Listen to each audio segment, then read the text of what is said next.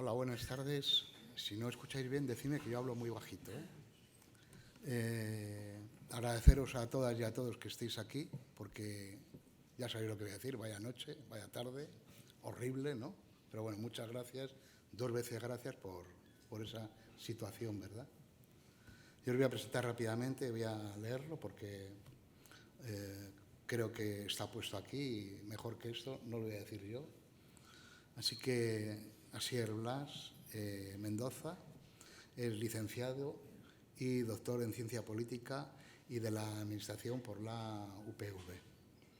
Desde el año 2002 es miembro del grupo consolidado, lo del consolidado me ha gustado, de investigación Parte Artus, ¿no? Sus líneas de investigación principal son la política comparada, modelos de democracia, sistemas electorales, de partido, etcétera, etcétera, tal, ¿no?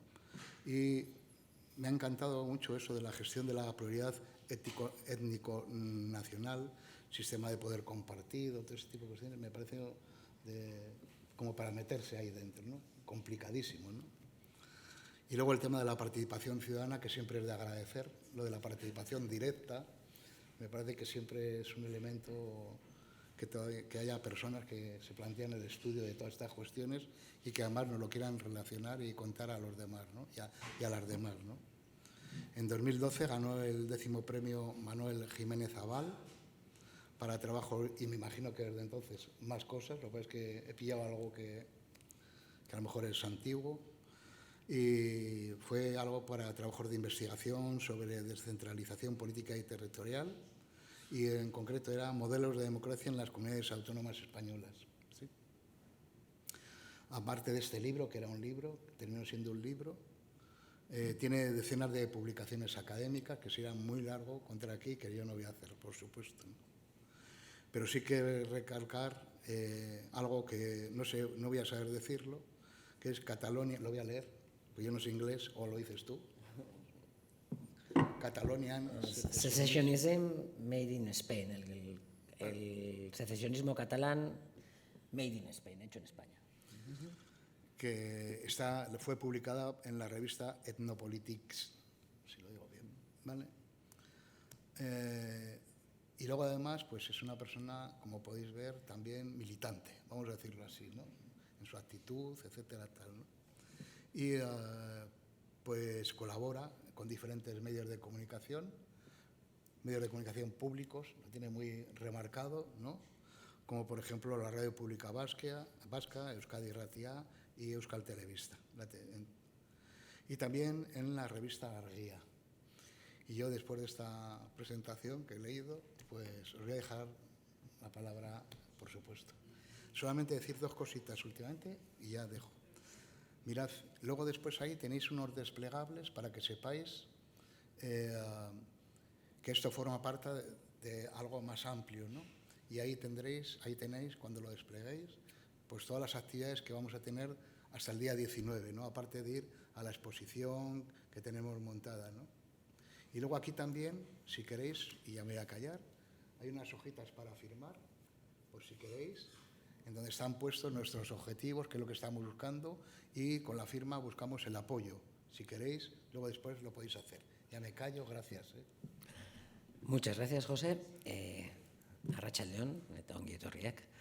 Eskerrik asko etortzeagatik horrelako egun batetan, ze, bueno, ikusten duzutenez, behintzat ni Bilbotik etorrita ez nago ohituta elur artean ibiltzera, eta alde horretatik, pixkat, etorri nahi zerean, ostras, norbait etorriko ote da, no? Antza ganez, etorri da, jendea, eta alde horretatik eskartzen dizuet. Buenas tardes. Decía que yo viniendo de Bilbao, en un día como hoy, decía, ¿vendrá alguien a la charla? Quizás aquí en Vitoria estáis más acostumbradas y acostumbrados, ¿no? Supongo, al tema de la nieve. Yo creo que en Bilbo no lo he llegado a ver nunca, pero bueno, llevo más de 20 años viviendo en Bilbo y creo que nunca he llegado a ver en Bilbo el blanco que hay aquí hoy. Agradecer a José la presentación y, si me dejáis, añadiré un par de cositas. Básicamente soy profesor de la Universidad del País Vasco, del Departamento de Ciencia Política y de la Administración, y trabajo en 2 grupos de investigación, uno que es estrictamente un grupo consolidado, que es Parte Artus, sobre participación ciudadana y democracia participativa, y otro que, bueno, está recién nacido, que es Geopolíticas, y que tratamos temas como los que hoy vamos a hablar, ¿no? Temas sobre la política internacional, la guerra, ¿no? Y que además últimamente también hemos sacado un libro que es Quiebras y pugnas del tablero político mundial. Y vamos a ver, yo he preparado como 45 minutos por mi parte y querría otros 45 para vosotras y vosotros, ¿no? Porque yo siempre cuento la misma cosa, pero probablemente si os escucho a vosotras y vosotros escucharé cosas diferentes que me enriquecerán a mí desde un punto de vista un poco egoísta, si queréis. Bueno, por arrancar un poquito, ya que lo que nos encontramos aquí por el tema de la guerra, ¿no? Y la guerra está estrechamente relacionada con el poder. Yo soy politólogo. ¿Y qué hacemos en ciencia política? Muchas veces me acuerdo cuando yo estudiaba ciencia política me decían, uy, ¿qué estudias para político? Pues va a ser que no. De hecho, la mayoría de los políticos no son politólogos, aunque había alguno famoso, ¿no? La mayoría de los políticos ya sabéis que suelen ser gente licenciada en Derecho, o puede ser cualquier persona, una echecuandre, en teoría podría ser cualquier persona, ¿no? Una persona que esté en paro, lo que sea. No es lo habitual, tristemente, pero debería de serlo. La ciencia política trata del estudio del poder, básicamente. Es eso, estudiamos el poder. Estudiamos, creo que por aquí tengo, no sé si la ciencia política no, es el estudio del poder, y aquí tenéis, ¿no? Las relaciones y luchas de poder. Incluye su institucionalización, la imposición de valores, la implementación de políticas públicas, todo eso que está relacionado con el poder, que está, no solamente el poder es el gobierno, el poder está en la sociedad, el poder está en la familia, el poder está en la iglesia, el poder está en diferentes ámbitos, ¿no? Y es de lo que tratamos en ciencia política. Y si hablamos de la guerra está estrechamente ligada con el poder. El poder se puede estudiar de diferentes maneras. Yo voy a sintetizar 3 grupos de aproximaciones al fenómeno del poder. Hay una aproximación que nosotros llamamos de carácter unidimensional, que trata básicamente de que, bueno, el poder es un elemento de relación, como decíamos, y alguien, A, por ejemplo, tiene poder sobre B. ¿Por qué tiene poder? En la medida en que consigue que A haga algo que B quiere y A no quería hacer. Esto se lo llevo al ámbito de los países, para poner ya nombres, ¿no? Digamos, Guatemala tiene poder sobre Panamá, por no poner países que hoy en día están en boga, ¿eh? Y si tiene poder sobre Panamá, Panamá hará algo que no quiere hacer, pero que Guatemala quiere que haga, ¿no? ¿Se entiende? Esa sería una visión unidimensional del poder. A hace que B haga algo que no quiere hacer. Entre personas también lo podemos ver. Yo estoy diciendo países, pero si mi madre o mi padre tienen poder sobre mí, ¿no? Que soy su hijo, pues igual consiguen que yo haga algo que no quiero hacer porque me lo han mandado, ¿no? Eso sería la visión unidimensional del poder. Claro, esta es la más básica, diríamos. Es la dimensión más básica. Se puede complicar un poco más y hay otras aproximaciones al estudio del poder que son bidimensionales, ¿no? Aquí decimos que el poder consiste en una relación social en la que los elementos violentos y los elementos de consenso interactúan. Sería una teoría que incide en que el poder no siempre es algo coercitivo, ¿no? También tiene sus premios, ¿no? El poder sería una cuestión de palo y zanahoria, para entendernos, ¿no? A veces el palo, pero otras veces la zanahoria, ¿no? Y entonces el poder se representaría como una relación dialéctica entre el consenso y la coerción. Y luego finalmente está el tercer grupo de aproximaciones al estudio del poder. Estoy simplificando todo un poquito, porque evidentemente cada una tiene sus particularidades, que diríamos que es la del carácter tridimensional, que es una aproximación más marxista. Según esta, la esencia del poder es más compleja de lo que plantean las otras 2 teorías. En la interpretación marxista, 3 elementos adquieren una importancia fundamental en torno a las relaciones de poder. La limitación de la libertad a través del poder, el reparto o asignación de recursos en un sistema, eso también es poder, ¿no? Porque cuando se reparte el poder nunca es igual, ¿no? Cuando reparte recursos el poder, lo hace de forma asimétrica, y eso tiene que ver con el poder. Y quién es capaz de conseguir bienes colectivos, ¿no? Muchas veces sabemos, hay empresas públicas, pero no todas y todos tenemos el mismo acceso a ella, el mismo beneficio sobre ellas, etcétera, ¿no? Entonces serían como 3 dimensiones: la limitación de la libertad a través del poder, el reparto, asignación de recursos en un sistema, y quién es capaz de conseguir bienes colectivos. Bueno, eso sería un poquito, ¿no?, ordenar un poco las ideas sobre el poder y las diferentes aproximaciones. ¿Y cómo funciona el poder? El poder nunca es estático, siempre es dinámico. Siempre está fortaleciéndose, es decir, aumentando, concentrando más poder, o debilitándose, descomponiéndose. Nunca es una foto fija el poder. Se concentra más o se debilita y se descompone. Al final sería, el poder es como el agua, fluye en una corriente que va moviéndose de un lado para otro, de unas manos a otras, ¿no? Y la política es la herramienta para la disputa en cómo se va a mover esa corriente, para qué lado va a ir esa corriente del poder. Las instituciones políticas, los acuerdos, los tratados. Cuando hay una constitución, lo único que hace la constitución es sacar una foto, hacer un cuadro, vosotras y vosotros, que la mayoría sois artistas aquí, ¿no?, hacer una foto de la correlación de fuerzas respecto a la pugna del poder. Y la consignamos en una constitución. Y esa constitución crea instituciones. Lo mismo pasa con los tratados en las guerras, ¿no? Hay una guerra, finaliza con un tratado, y ese tratado lo que está haciendo es la correlación de fuerzas que había en la disputa por el poder a través de la herramienta más dramática, que es la guerra, se consigna en un tratado. Es una foto fija. Las instituciones políticas, los acuerdos, tratados, finalmente las políticas, y las políticas públicas también, son una herramienta para tratar de congelar y perpetuar un flujo particular de poder. Sería el poder congelado. Una constitución es tratar de congelar el poder para que se reproduzca tal y como estaba, en ese equilibrio. Por eso una revolución, ¿qué es lo que trata? De acabar con esa congelación del poder, de buscar una nueva redistribución del poder. Porque el poder se forma. Como decíamos, el poder, normalmente, el poder tiende a conseguir más poder. Y viceversa, la falta de poder crea más ausencia de poder. Precisamente la democracia va de evitar concentrar el poder. Y hay muchas preguntas respecto al poder que podríamos formular, pero algunas clásicas es: ¿el poder a quién beneficia?, ¿no? El momento congelado del poder, ¿a quién beneficia?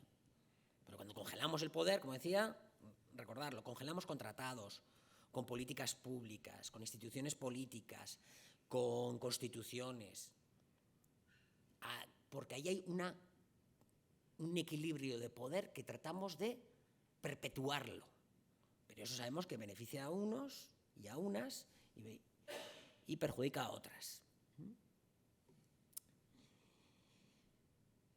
¿Y la guerra qué es? Es una forma de disputa del poder. Se da entre personas, grupos, países, bloques, lo que se nos pueda ocurrir, ¿no? Y se puede dar en varias dimensiones, al menos como metáfora, si la consideramos que implica violencia física, ¿no? Ahí hay una discusión. ¿Qué es guerra? ¿La guerra implica necesariamente violencia física?, que es la visión clásica, digamos. En ese caso, evidentemente, cuando utilizamos guerra de otro tipo, guerra económica, guerra mediática, guerra psicológica, guerra cultural, etcétera, diríamos que son metáforas de la guerra, ¿no? Pero también hay una interpretación que no es strictus sensu la clásica, que dice que la guerra no necesita de violencia física, porque existe otro tipo de violencias, ¿no? Violencias simbólicas, violencias culturales. Bueno, la cuestión es que consideremos como consideremos la guerra, sin duda alguna tiene diferentes dimensiones la guerra, ¿no? Y además normalmente nunca se presenta solamente a través de la violencia física. Formalmente no estamos en guerra, pero ya ya os habréis dado cuenta que desde el 24 de febrero del año 2022, este país, esta comunidad autónoma, este país, Euskal Herria, este Estado, el Estado español, la Unión Europea, están en guerra. No la han declarado, tampoco ha declarado Rusia la guerra a Ucrania y la invadió el 24 de febrero de 2022. Pero estamos en guerra. Me acuerdo yo, ¿no?, aquellos primeros días que iba al Eroski, y en el Eroski iban diciendo, ustedes quieren apoyar, no me habían hecho lo mismo, no sé, con el Yemen, con Irak, con Yugoslavia, no sé. No, ahora ¿por qué sí? Porque estamos en guerra. Y toda esta semana que se ha cumplido un año de la invasión rusa, habréis visto cuál ha sido el tratamiento de los medios de comunicación, propio de una guerra, con un relato al 99% unilateral, muy propagandístico, sin fisuras. Bueno, está tan en guerra que en la Unión Europea oficialmente se cierran canales de televisión, radios, nos censuran las redes sociales, no pasa nada, pero porque no hay grandes manifestaciones al respecto, pero la libertad de expresión hoy está más limitada que hace un año. Y luego además están las espirales del silencio, que se sobreentienden, ¿no? Mi compañero de geopolíticas, Pablo González, está actualmente en una prisión polaca y va a cumplir el 28 de febrero un año preso, de los cuales varios meses incomunicado totalmente y ahora cuasi incomunicado totalmente. No tiene relación ni con otros presos, le tienen 23 horas en el calabozo, más una hora de patio, que está solo. Ha tenido una única visita de su compañera en todo un año. No puede llamar a sus hijos, ni por videoconferencia, ni por teléfono, ni por nada. Y el gobierno vasco, el gobierno español, que es el que tiene las competencias, el gobierno vasco podría también presionar, no hacen absolutamente nada. Y el gobierno español a veces, incluso cuando habla, peor. Y al respecto, después de un año en prisión preventiva, de ser un periodista, hoy, por fin, Amnistía Internacional ha pedido su liberación, también le ha costado, y tiene que ver con qué, precisamente, con que estamos en guerra. Y Polonia, que hace 2 años era un país que decíamos que estaba en un proceso de autoritarismo, en el cual la Unión Europea además quería sancionarle por su, precisamente, falta de imparcialidad de la justicia, ¿no? Precisamente donde se detectaba el mayor proceso de pérdida del sistema democrático en Polonia era la justicia. Ahora no importa. ¿Por qué no importa? Porque Polonia se ha convertido en el ariete de esta guerra, en la Unión Europea y en Occidente. Claro, porque la guerra no se disputa solo en el campo de batalla. A Pablo González no sabe ni cuáles son los cargos. Los cargos sabe, ¿no?, que espía para Rusia, pero no hay nada sobre la mesa, solamente que tenía 2 pasaportes, porque su abuelo fue niño de la guerra y él nació en Moscú. Entonces tiene un pasaporte español y un pasaporte ruso, en el cual en el ruso está el nombre y los apellidos de su padre. Todo el mundo le conoce por Pavel, tanto en Barcelona como aquí, bueno, porque con su madre fue a vivir a Barcelona cuando se divorciaron, y en el español, y además está consignado cuando solicitó el pasaporte español cuando su madre vino aquí en 1991, está el nombre en castellano, Pablo, y los apellidos de la madre. Es lo único que ha conseguido hasta ahora Polonia. Y después de un año, una comisión rogativa a España, a la justicia española, para pedirle que informe más sobre ese segundo pasaporte. Huelga decir que han violado infinidad de artículos de la Carta de Derechos Fundamentales de la Unión Europea. Pero no pasa nada, porque estamos en guerra. Bueno, Clausewitz, no sé si conoces a Clausewitz, Clausewitz era un militar prusiano, ¿no?, que se dedicaba, bueno, que de alguna manera es uno de los primeros militares prusianos que se dedicó a estudiar la guerra, ¿no?, germanos. Transmítele, cuando quiere un poquito definir qué es la guerra, decía Clausewitz que la guerra no es otra cosa que un duelo en una escala más amplia. Si concibiéramos a un mismo tiempo los innumerables duelos aislados que la forman, podríamos representárnosla bajo la forma de 2 luchadores. cada uno de los cuales trata de imponer al otro su voluntad, por medio de la fuerza física. Su propósito inmediato es derribar al adversario e incapacitarlo de ese modo para ofrecer mayor resistencia. Finalmente, él dice que la guerra es un acto de fuerza para imponer nuestra voluntad al adversario. Si os acordáis, esto tiene que ver con lo que decíamos, la visión del poder unilateral, ¿no? ¿Qué es la guerra? Una forma de imponer tu poder, de hacer que cuando A quiere que B haga lo que no quiere hacer y tú quieres que haga, ¿no?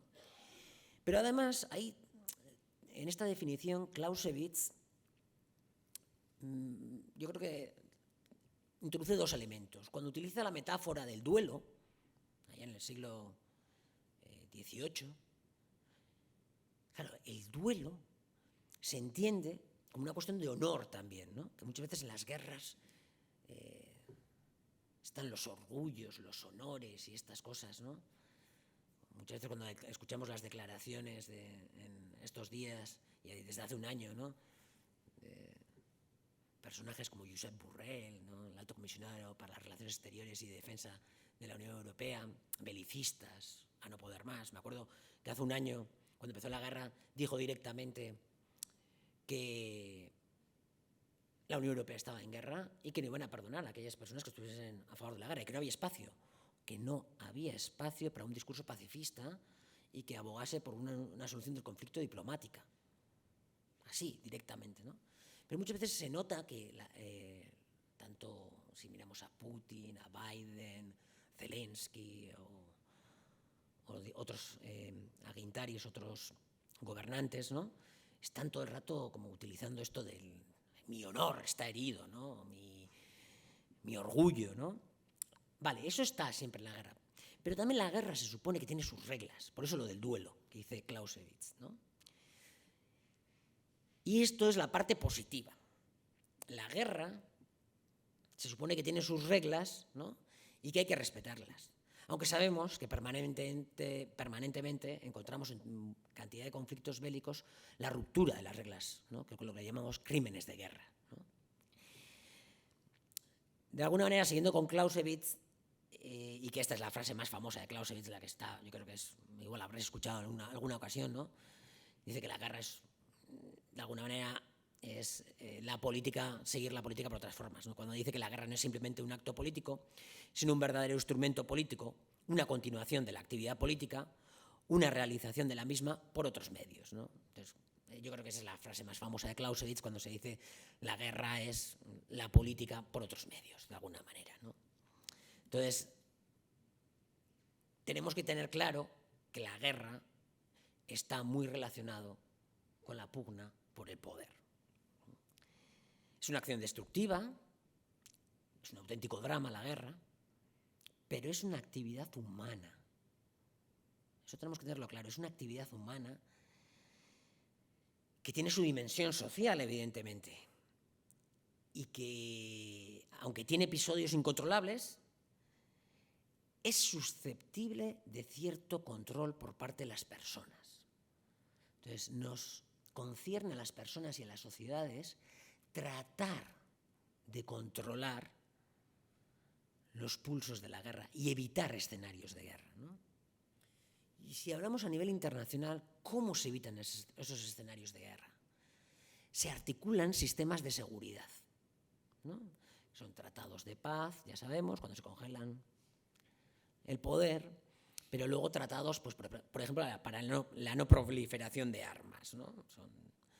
O reglas al respecto de cómo vamos a tratar nuestras relaciones y nuestros conflictos de poder, ¿no? Cuando cae la Unión Soviética, pues uno de los acuerdos no escritos, pero consignado en un montón de libros y textos diplomáticos, cables diplomáticos más que textos, es que no van a seguir, la OTAN no se va a expandir al este, ¿no?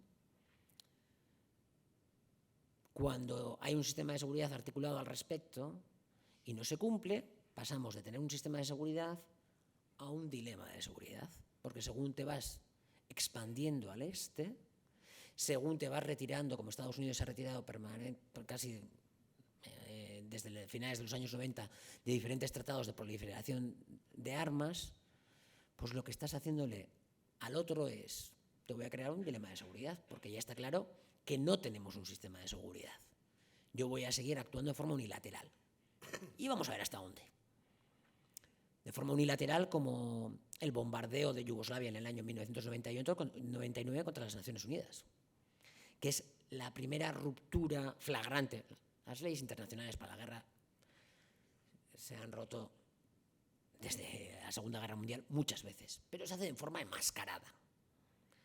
¿Cuándo es la primera vez que se rompen esas leyes a pecho descubierto a nivel internacional? Pues la primera es en 1999 con el bombardeo de Yugoslavia.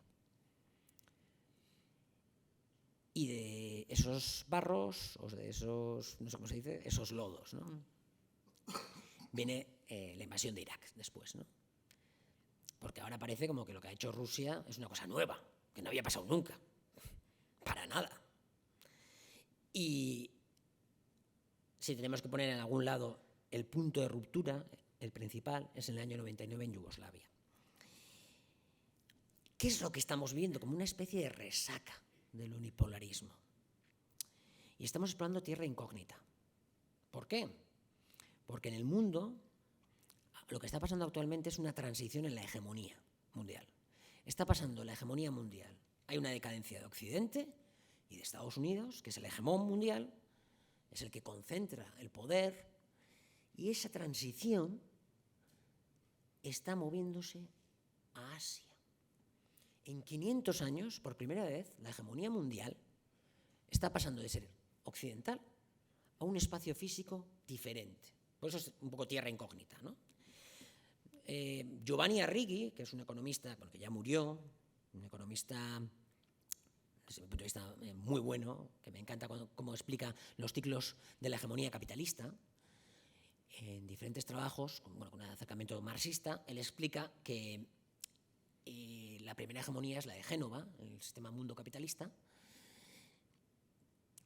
apoyada en España, pero es genovense, y luego pasa a Holanda, y de Holanda pasa al Reino Unido, y del Reino Unido pasa a Estados Unidos, ¿no?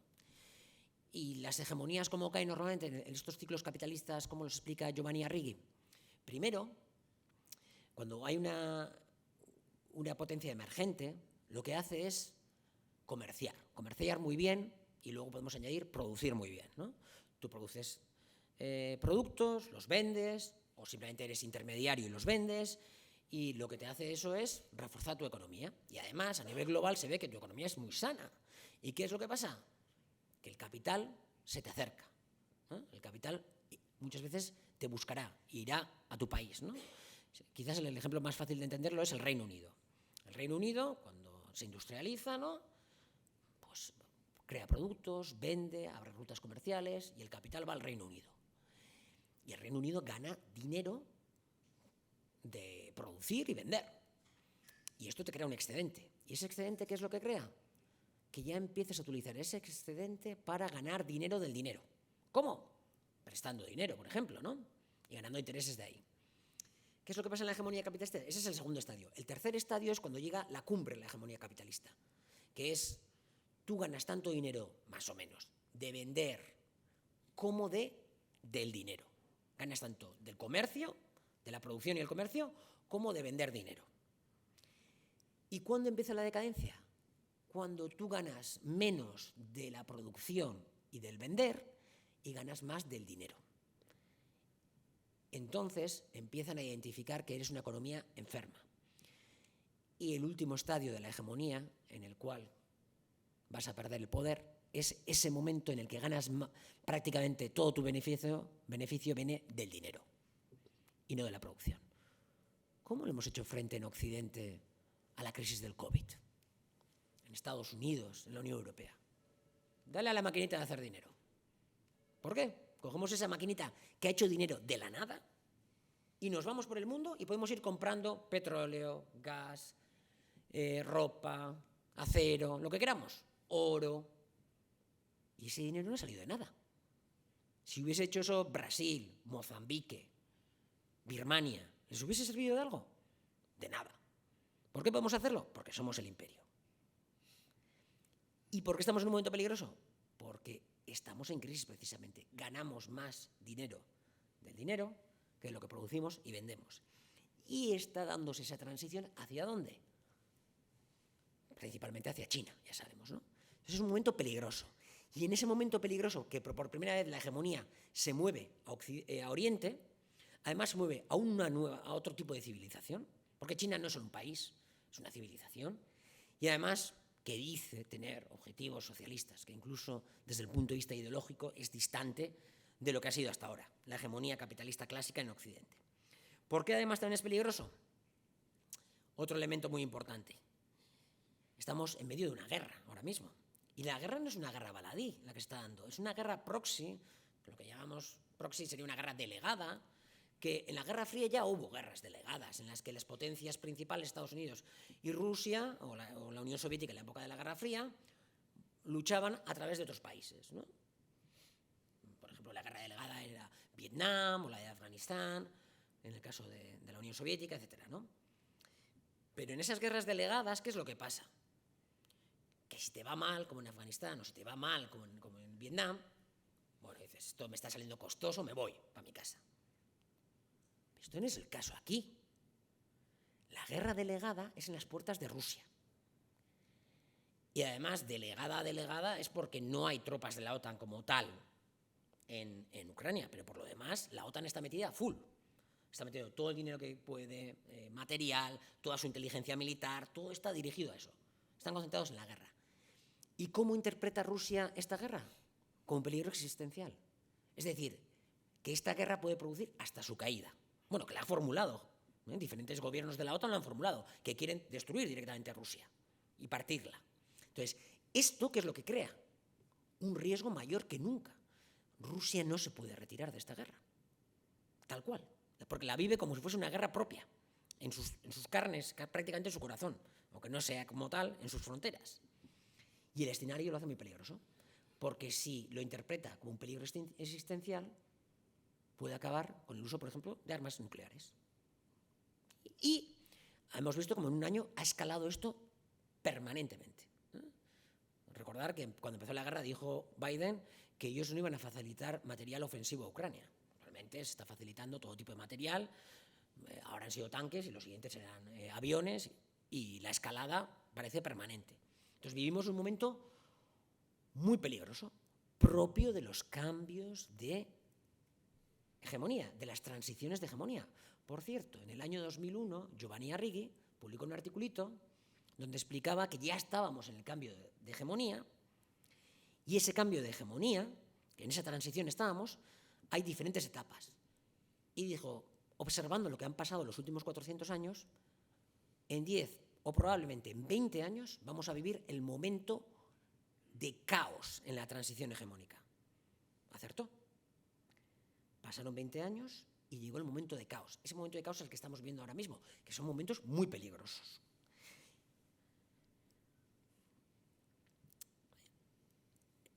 La lucha del poder mundial. No quiero extenderme demasiado, ya voy a ir me quedan 15 minutos más o menos, poco más.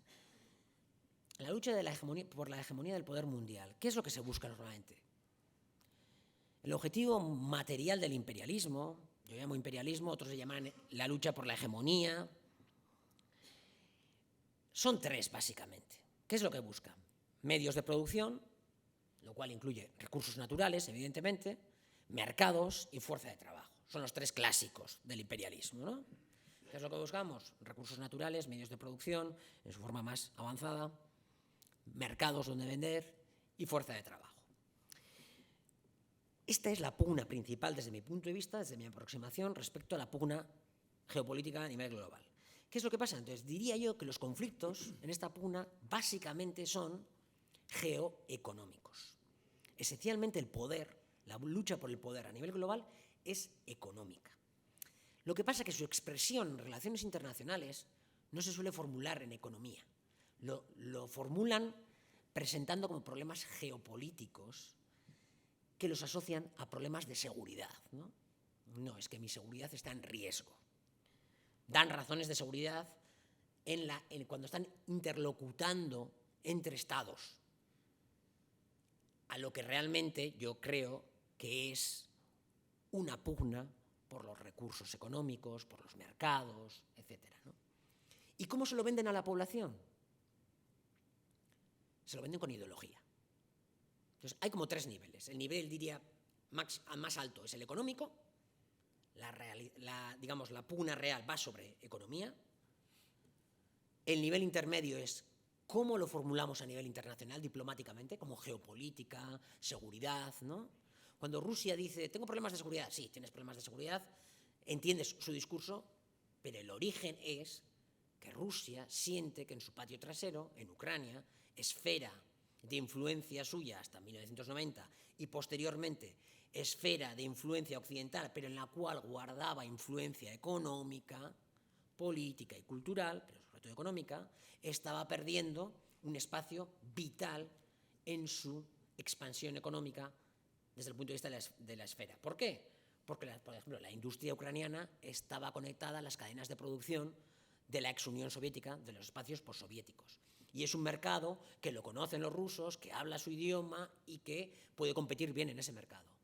¿Y cuál era su objetivo? No hay más que ver los informes sobre los acuerdos de asociación oriental de la Unión Europea. ¿Cuál era el objetivo? Sacar completamente de ese mercado a Rusia. Entonces, los informes anuales que sacaba, desde antes ya del Maidán, del golpe de Estado del Maidán, eran informes que decían, aumentan nuestra tajada del mercado en Ucrania, por lo tanto vamos por el buen camino, ¿no? Pero su formulación a nivel global es, no, mi seguridad está en riesgo, por lo que antes comentaba, ¿no? El sistema de seguridad ya no funciona y me están poniendo dilemas de seguridad. ¿Y cómo se lo vendo a la población? Como decía, con ideología. Pero como cuando Estados Unidos invade Irak, ¿qué decía? Por poner el ejemplo de Estados Unidos en el primero y en el segundo. ¿Su objetivo qué era? El primero, materias primas. ¿Y cómo lo vendía? Armas de destrucción masiva, mi seguridad está en riesgo. Tony Blair enviando los tanques a Heathrow, al aeropuerto, porque vienen los iraquíes. Es un peligro. Así es como lo vendían. ¿Y cómo le venden a la población? Con ideología. ¿Qué vamos a hacer con el bombardeo de Yugoslavia? No, es que hay un genocidio en marcha, tal. Guerra humanitaria.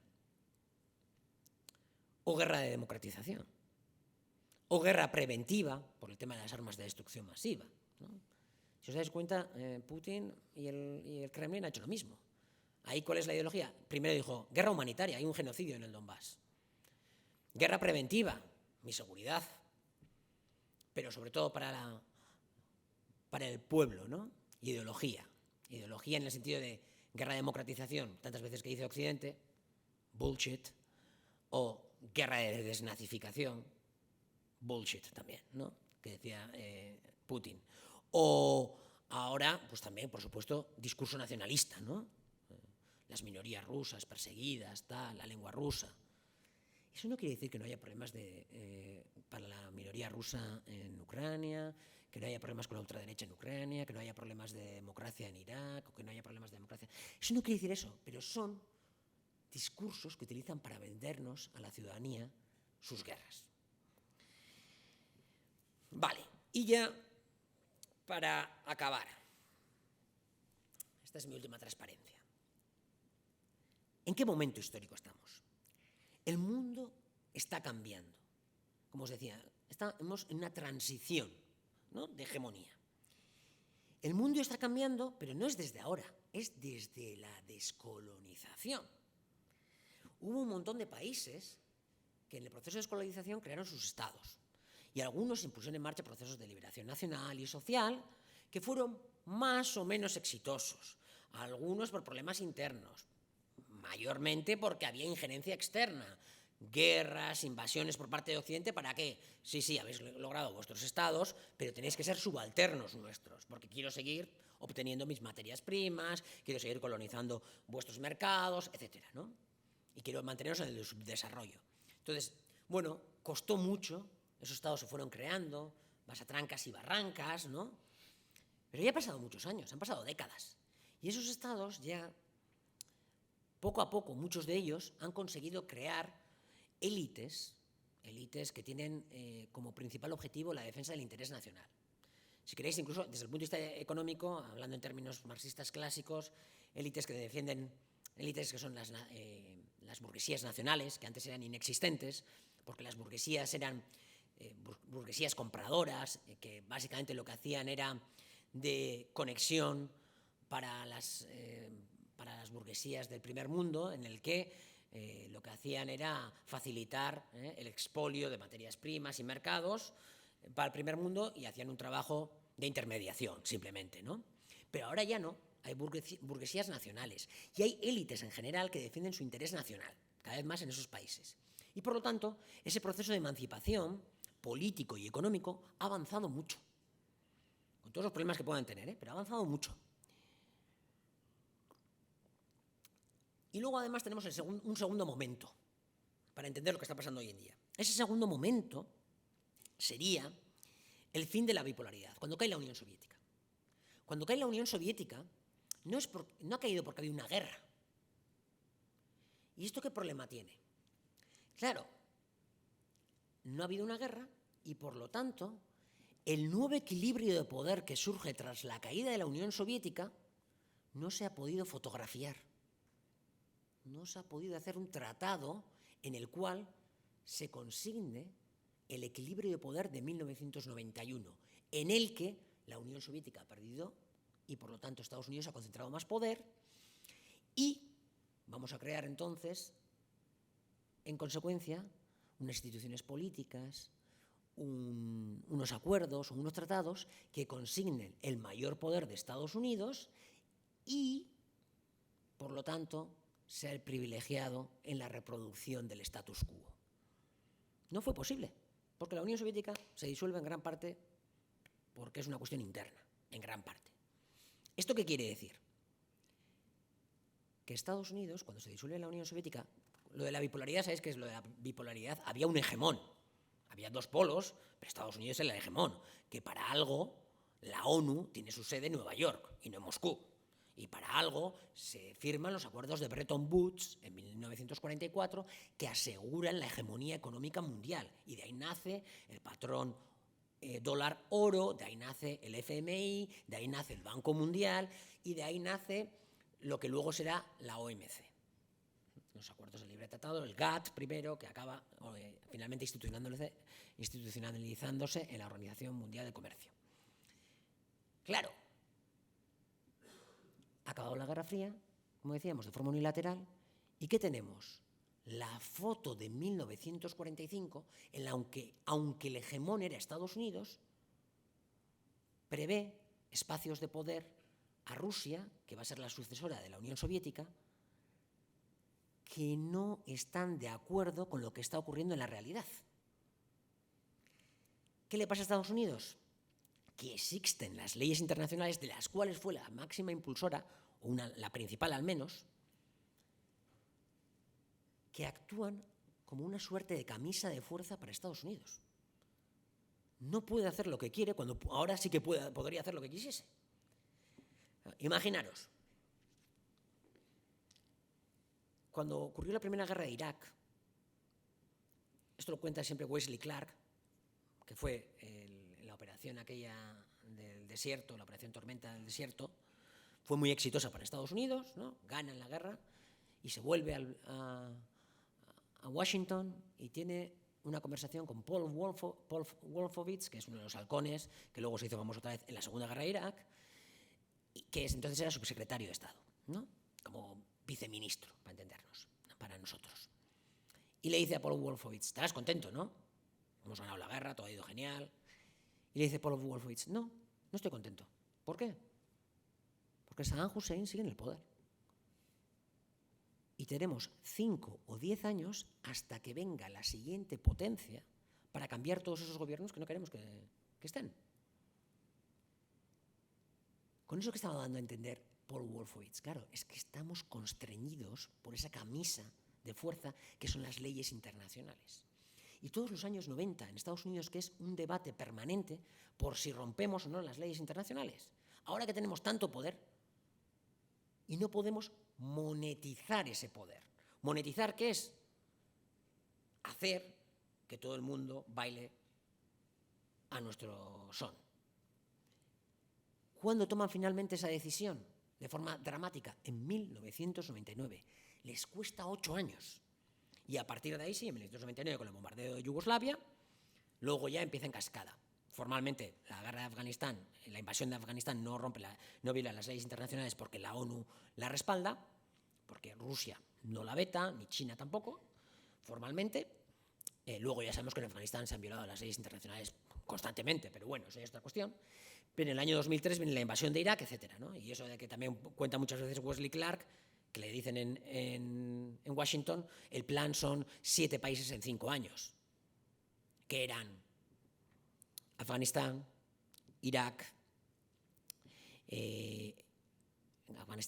Libia, Somalia, Sudán, Líbano, y el último era Irán, o alguno, Siria, Irán, y el último era Irán. Todos han pasado por la guerra, menos Irán formalmente. En su territorio no ha habido guerra, pero ya sabemos que guerras delegadas entre Estados Unidos e Irán ha habido.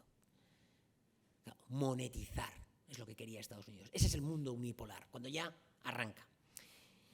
Y ya sabemos que cuando lo monetiza, ¿no? Estamos en el mundo unipolar, pero le vienen 2 respuestas, de repente, a ese mundo unipolar en el que tiene prácticamente el poder, ¿no? y está emborrachado de poder Occidente y especialmente Estados Unidos, pero empiezan a articularse 2 respuestas. Por cierto, al mundo, a la hegemonía británica a finales del siglo XIX y a principios del siglo XX, hubo estas 2 respuestas y una más, que es la que está ausente.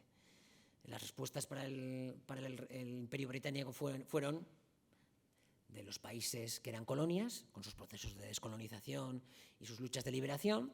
Hoy en día podríamos pensar que a partir de los 90, finales de los 90, es cuando el sur global empieza a acelerar los procesos de emancipación, los proyectos soberanistas llegan al poder. Por poner una fecha, podríamos decir cuando Hugo Chávez gana en Venezuela, y luego viene Evo Morales, y viene Lula, y vienen una serie de países que, ¿cuál es su proyecto?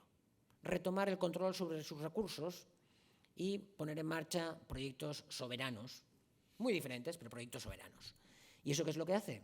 Por ejemplo, que en el año 2005, de cada $4, el Producto Interior Bruto Mundial, de cada $4, 3 los tenía Occidente. El 74,8% del Producto Interior Bruto Mundial era Canadá, Estados Unidos, Unión Europea, Japón y Corea, a lo que se llama en economía la triada. En el año 2010, 54. En 5 años, de $4 tenían 3, perdieron 1. Pasaron de $4 a 2. ¿Y esto qué hace? Que el imperio se enfada. Se enfada por la respuesta que viene del sur global y también de las potencias medias, ¿no? China y Rusia a partir del siglo XXI se empiezan a reforzar, y otro tipo de potencias más regionales, ¿no? India más tarde también, ¿no? O Sudáfrica, etc. Brasil, que son los BRICS, ¿no? Hoy en día. Se empiezan a reforzar, y es lo que hace, esa competencia aumenta. Eso también pasó con la hegemonía británica, ¿no? Cuando otras potencias, ¿no?, le disputan su hegemonía, ¿no? Le dicen, oye, hasta aquí. Y hubo una tercera respuesta del movimiento obrero a nivel global, de los movimientos socialistas de todo tipo, que, eso sí, en esta ocasión, en el siglo XXI, está ausente. Solamente vienen esas 2 respuestas. Bueno, quinto momento en el que estamos, ¿no?, hacia el multipolarismo. Y hay un conflicto, y ya voy acabando, todavía estoy en tiempo, hay un momento en el que estamos ya en el conflicto que se acelera con la pandemia. Primero, la primera aceleración grande es la crisis del año 2008, la financiera del 2008. La segunda aceleración grande es la pandemia, ya os decía, la maquinita de hacer dinero, y que acentúa las contradicciones entre las economías productivas, las que tienen materias primas, las que producen cosas, ¿no?, y las financieras. Es una simplificación, evidentemente en Occidente producimos cosas, pero recordar, nuestro mayor beneficio no es la producción de cosas, sino es del dinero, simplemente, de nuestra hegemonía financiera. Y cada vez producimos menos cosas, recordar las deslocalizaciones, etcétera, ¿no? Entonces hay una competencia entre economías productivas y financieras, ¿no? Y en esa competencia, ¿qué es lo que busca Estados Unidos? Detener, ahogar el ascenso chino. ¿Y para ello qué necesita? Necesita retener, anclar y subalternizar a Europa. ¿Para qué? Para estar en Eurasia. En geopolítica, además que la geopolítica, estas teorías geopolíticas, desde Mackinder, que era británico, saltaron a Estados Unidos, son anglosajonas, dicen que para controlar el mundo hay que controlar Eurasia y el Heartland, el corazón de Eurasia, ¿no? Entonces, de alguna manera, si se quiere ser potencia global, hay que estar en Eurasia. Eurasia, sabéis que Europa no es un continente, desde el punto de vista geográfico, es una construcción política, es una península de Eurasia. Y entonces, Estados Unidos, al ver que la integración económica euroasiática liderada por China estaba yendo muy, muy lejos, recordar, aquí, por ejemplo, en Euskadi, Gestamp, que a nivel español es la primera empresa industrial, habría plantas en Rusia en este siglo XXI, en Kaluga, como las habrían las alemanas, que está articulando un eje económico Berlín, Moscú, Beijing. Y ahí, ¿quién está fuera de juego? Estados Unidos. Entonces, ¿qué es lo que quería Estados Unidos? Cortocircuitar esa integración y, por lo tanto, para eso, para tener un pie asegurado en Eurasia, necesita controlar y subalternizar Europa. Para ello, es muy útil el conflicto, por ejemplo, en Ucrania, desde el año 2014, ¿no? Aquello de cuando le graban a Victoria Nuland, su secretaria de Estado para Asuntos de Europa Oriental, es decir, viceministra, una especie de viceministra, en el año 2014 los servicios de inteligencia rusos, antes del golpe de Estado del Maidán, le graban varias semanas antes y tienen una conversación con su embajador en Kiev, y en esa conversación, aparte de decidir quién tiene que ser el jefe de gobierno, que por supuesto después del golpe de Estado será el que ellos decían, Yatsenyuk, y no el que patrocinaba más Alemania, que era Klitschko, dice en un momento de fuck you, ¿no? Fuck you, porque claro, de eso se trata, de cortocircuitar las relaciones entre Rusia y la Unión Europea, lo cual es también cortocircuitar la integración euroasiática económica y cortocircuitar también la relación entre la Unión Europea y China. Es especialmente importante para Estados Unidos este elemento. Y el primer capítulo gordo, porque este conflicto viene, como decíamos desde antes, hay que entender que lo que pasó en Libia, lo que pasó en Siria, no está desligado de lo que está pasando ahora. Pero cada vez vamos escalando más. Este es un capítulo más gordo y tristemente parece que no será el último capítulo. Y probablemente nos moveremos a otro capítulo que puede ser todavía peor, que ya es un conflicto más abierto con China. Y aquí dejo mi intervención, 45 minutos. Perfecto. Su enchanda, vuestro turno, comentarios, críticas.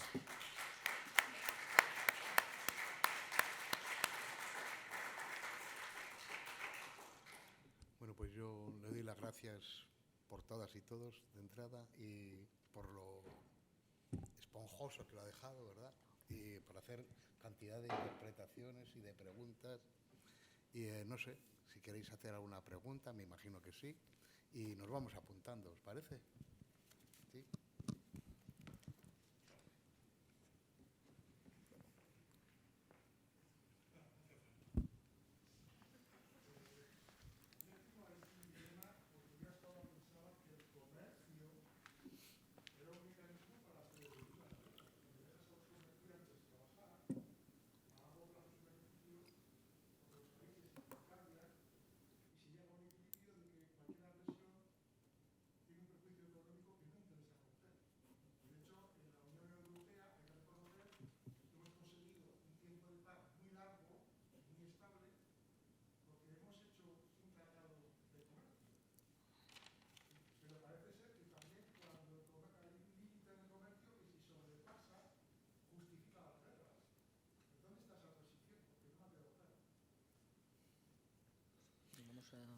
Contesto, como queráis. Hacemos, sí. Como queráis, si queréis, contesto ahora. Hacemos tres, por ejemplo, y vale. contestamos. Michel.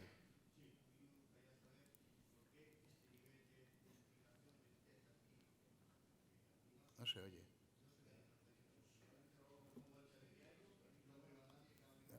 No se oye.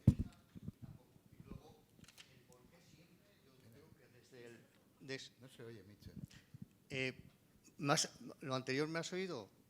No. Bueno, que quiero decir que este nivel de explicación suyo que a mí me ha sorprendido, porque en los medios de comunicación, televisión y prensa, pues no se hace esta lectura que te impresiona, ¿no? Porque están sujetos, yo creo, a unas prohibiciones. Usted tiene límite para decir esto, digo en televisión y en prensa, porque esto no lo leo yo ni lo veo en los telediarios.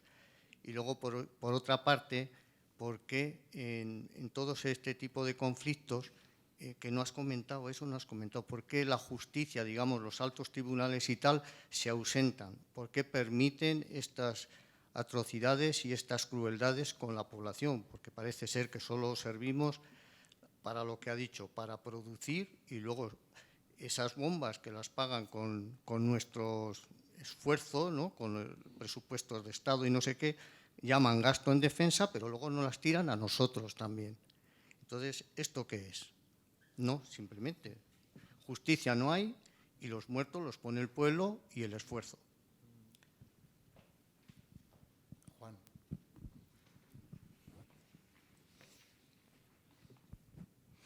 Bueno, nada, lo primero que, vamos, básicamente comparto, ¿no?, la explicación que has dicho, y no es por contradecir, sino quizá por aportar algunos aspectos más que, si me permitís, me gustaría hacerlo. Por una parte, creo que es importante también contextualizar todo esto en una crisis ecológica muy importante y una crisis de recursos, es decir, que estamos viviendo una lucha interimperialista, desde luego desigual, ¿no? Porque hay una potencia hegemónica, obviamente, y potencias emergentes que tratan de ocupar ese espacio, ¿no? O por lo menos llegar a un equilibrio, ¿no?, de poder económico, fundamentalmente. No es la economía de estúpidos que decía el liberal, ¿no? Pero creo que lo estamos viviendo de una manera un poco diferente a lo que ha podido ser otras crisis interimperialistas, ¿no? En el sentido de que cuando las grandes guerras, la Primera Guerra Mundial, la Segunda Guerra Mundial, es en un momento como de expansión, ¿no?, territorial del capitalismo, ¿no? Y ahora estamos en un momento de escasez, ¿no? O sea, que es una disputa por recursos menguantes, ¿no?, cada vez más escasos, ¿no? Y yo creo que eso lo tenemos que tener en cuenta, ¿no? Y luego tenemos que tener en cuenta también una crisis ecológica global, ¿no? Todo esto hay que marcarlo en una crisis global del capitalismo, ¿no? Y esa dificultad de seguir creciendo, ¿no?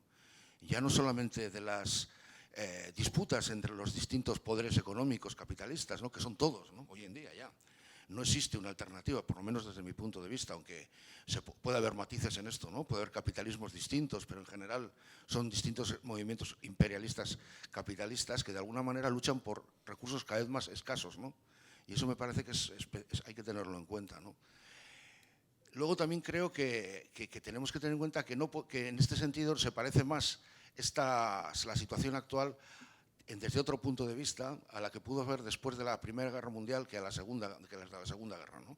En el sentido de que no hay una disputa ideológica o política entre dos modelos, ¿no?, como pudo haber en la Segunda Guerra Mundial y luego en la llamada Guerra Fría, que de fría tuvo poco, por cierto, ¿no?, porque hubo mucha violencia también en esa guerra.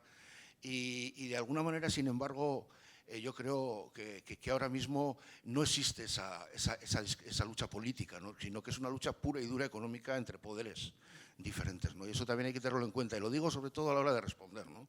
Cómo responder a esa guerra, ¿no? ¿Qué podemos hacer, ¿no? Y yo creo que ahí hay que fijarnos, hay que darse cuenta también el error que comete la izquierda antes de la Primera Guerra Mundial, cuando renuncia al internacionalismo proletario y se vuelve nacionalista, ¿no?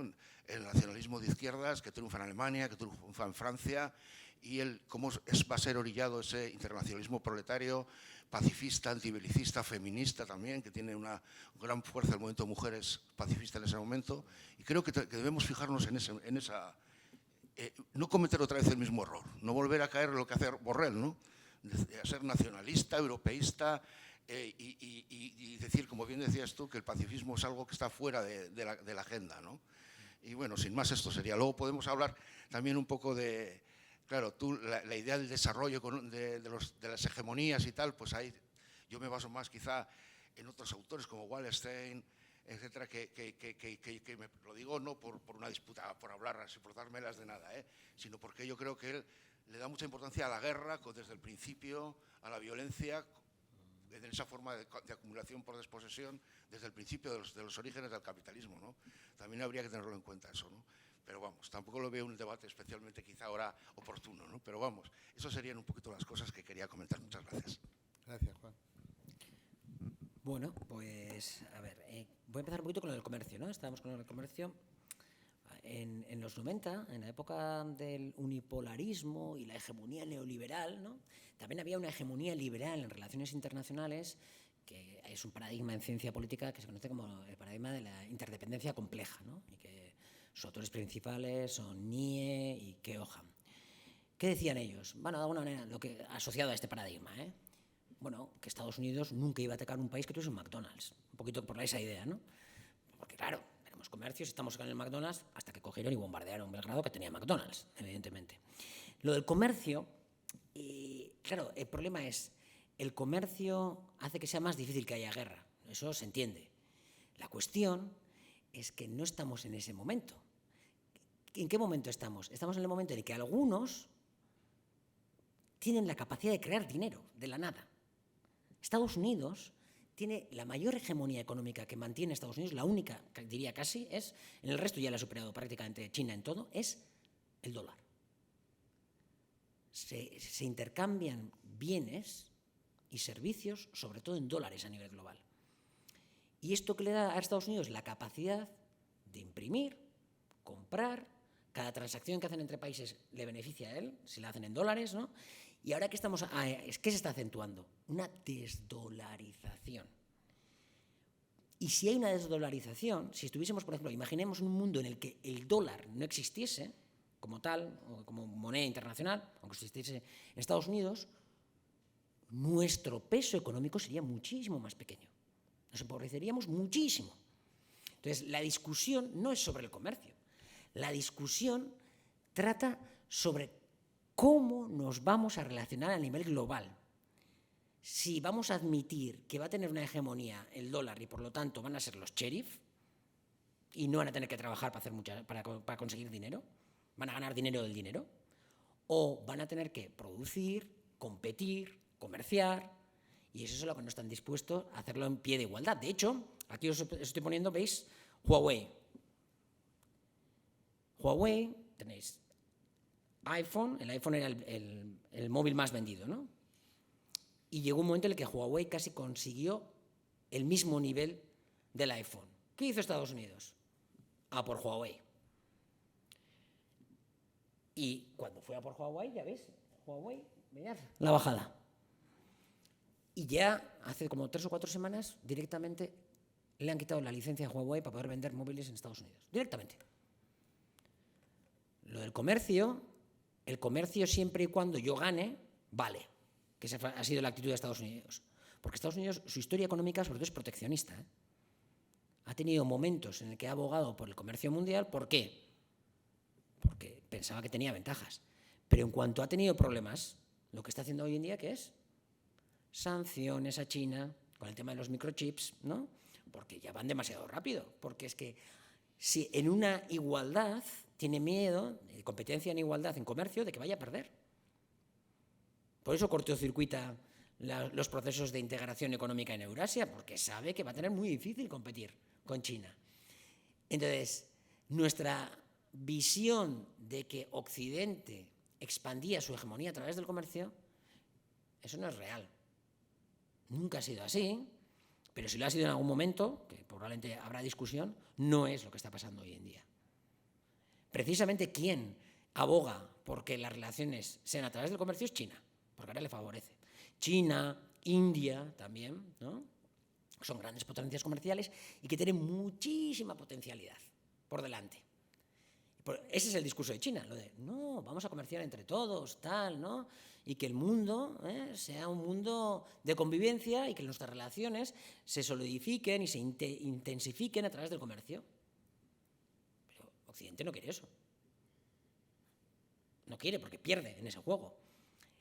Antes os he comentado lo de cómo ha ido avanzando, ¿no? Os ponía el ejemplo de los dólares, ¿no? 2005-2010. De $4, 3 para Occidente y en el 2010 se quedaron en 2 a nivel global. Si veis la curva de distribución, que creo que no la tengo por aquí, igual sí la tengo, esperad, creo que igual la tengo. la curva de distribución de la renta a nivel global. Aquí está. ¿Veis cuál es la curva? En 1988 está desequilibrada, ¿no? ¿A favor de quién? A favor de Occidente, es decir, las clases medias occidentales, incluso las clases empobrecidas occidentales, en muchos casos, estaban entre los privilegiados y las privilegiadas del planeta, en el reparto mundial. Si pensásemos, en vez de como un reparto a nivel estatal, reparto a nivel global, como si fuese un país el mundo. ¿Qué ha ido pasando desde el 88? ¿Qué tenemos en el 2018? Prácticamente una curva estadística normal. ¿Qué es lo que ha pasado? Que el reparto de la riqueza a nivel global ha ido a favor de los países del sur global. Es decir, cada vez cuando viajéis cuando viajamos a los países del sur global, cada vez hay más clase media, cada vez hay más consumo y más bienestar para más población. Gracias al comercio, evidentemente. Y eso es lo que defienden, que haya comercio. De alguna manera, el mayor defensor de la globalización en este momento es China, de la globalización económica. ¿Y por qué Occidente tiene una posición muy beligerante? Por esto. Porque sale perdiendo. ¿Y qué estamos viendo? ¿Qué se están acelerando los procesos ahora de desdolarización? ¿Por qué vamos a tener que utilizar, por qué te vamos a tener que estar subvencionando? Porque hasta ahora todo el mundo subvencionaba a Estados Unidos. Estados Unidos está hiperendeudado. Se puede endeudar lo que quiera. ¿Por qué? Porque todo el mundo coge dólares. ¿Y qué hacía para que todo el mundo cogiese dólares? Asegurarse que el comercio internacional, por ejemplo, de petróleo, fuese en dólares. Así todo el mundo tenía que tener dólares para poder conseguir petróleo. Y si no lo haces, ¿qué hago? Te invado. Te invado, te hago la guerra. ¿Para qué? Para que el petróleo que sale de aquí de Irak se venda en dólares. Para que el petróleo que sale de Libia se venda en dólares. Es su forma de tratar de consignar la hegemonía económica, porque es la herramienta principal que le queda. Estados Unidos sin el dólar, hoy en día, estaría mucho mejor que Europa, porque Estados Unidos produce muchas más cosas que Europa. Europa, sin la hegemonía financiera occidental, la que nos va a caer, y en este proceso además que estamos viviendo hoy en día, recordar, la subalternización que está haciendo Estados Unidos de Europa se ve en 3 dimensiones. Pero la más importante es la política, la económica y la militar. Pero la más importante, mi aproximación, ya os he dicho que utilizaba a Giovanni Arrighi, que bueno, es primo hermano de Wallerstein, que dice que yo he utilizado a Wallerstein también, lo que pasa es que no tenía tiempo para tanto, pero en clase el marco es Wallerstein y Giovanni Arrighi están en la misma escuela. Y ¿cuál es para mí desde mi aproximación? Lo más importante es la dimensión económica. ¿Qué está pasando en la dimensión económica con Europa? Aumento del gasto militar, que es transfusión de dinero directamente a Estados Unidos. Tenemos que comprar armamento a OTAN, el mayor productor es el complejo militar industrial estadounidense, aquel que ya Eisenhower en su discurso de despedida dijo que tenía secuestrada la voluntad de Estados Unidos y que tomaba decisiones para Estados Unidos que perjudicaban a la mayoría de los estadounidenses. Eisenhower, militar estadounidense, presidente de Estados Unidos, republicano. Bueno, entonces ahí le hacemos una transfusión de dinero con el aumento del gasto militar. Segunda transfusión de dinero, ¿cómo?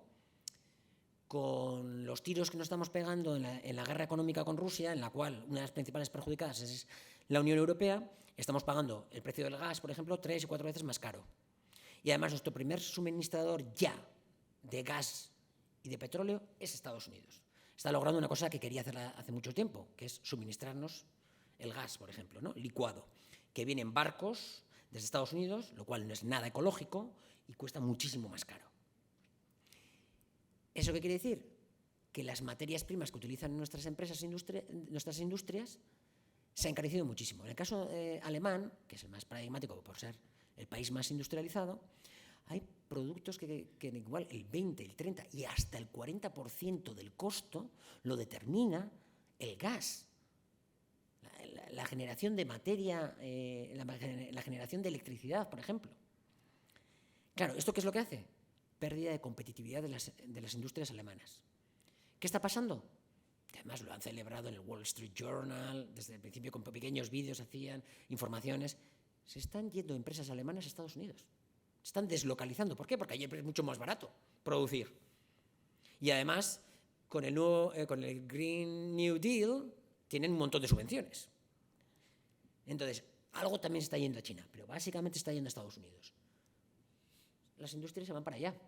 Todo esto se puede sintetizar muy bien en la enfermedad económica que estamos viendo ya en Europa, ¿no? Que por primera vez también en muchos años Alemania ha tenido algún mes ya en déficit comercial, lo cual es increíble. Se sintetiza en la relación euro-dólar. Mirar en un año cuánto ha perdido el euro frente al dólar. Entonces, claro, nuestra situación económica es malísima y va a ser peor en el futuro. Y el comercio es la bandera de China en este momento, de China, de India, del sur global. Ellos quieren más comercio, porque ahí saben que compiten y les va bien, les va bastante bien. Sobre el tema de la comunicación, ¿y por qué no se escuchan este tipo de discursos en los medios de comunicación? Porque estamos en guerra. Los medios de comunicación están actualmente como si estuviésemos prácticamente en estado de guerra.